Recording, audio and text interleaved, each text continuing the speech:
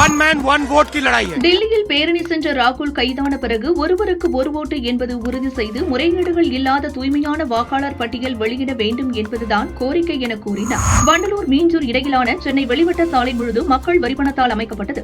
இந்த சாலையை தனியாருக்கு விற்பனை செய்ய முதல்வர் ஸ்டாலின் துடிப்பது நியாயமற்றது என பாமக தலைவர் அன்புமணி கண்டனம் தெரிவித்துள்ளார். தேர்தலில் தோற்று செத்து சாம்பல் ஆனாலும் நாம் தமிழர் கட்சி தனித்தே போட்டியிடும். கூட்டணியில் இணைந்து நாத்தக தனது தனித்துவத்தை ஒருபோதும் இழக்காது என சீமான் தெரிவித்தார். தலைநகர் டெல்லியில் சுற்றும் தெருநாய்கள் அனைத்தையும் பிடித்து காப்பகத்தில் அடைக்கும்படி மாநில அரசுக்கு சுப்ரீம் கோர்ட் உத்தரவு பிறப்பித்துள்ளது. திருவனந்தபுரத்திலிருந்து டெல்லி சென்ற விமானம் கோளாறு காரணமாக அவசரமாக சென்னையில் தரையிறங்கியது. அதில் பயணம் செய்த MP வேணுகோபால் பயணிகளின் பாதுகாப்பு என்பது அதிர்ஷ்டத்தை சார்ந்து இருக்கக்கூடாது என கூறியுள்ளார். இதுகுறித்து விசாரணை நடத்த வேண்டும் என கேட்டுக் கொண்டார். ஜப்பான் நாட்டில் மக்கள் தொகை சில ஆண்டுகளாக வெகுவாக சரிந்து வருகிறது. இந்நிலையில் 2025 ஆண்டு இறுதிக்குள் 10 லட்சம் பேரை ஜப்பான் இழந்துவிடும் என அமெரிக்க தொழிலதிபர் எலான் மஸ்க் எச்சரித்துள்ளார்.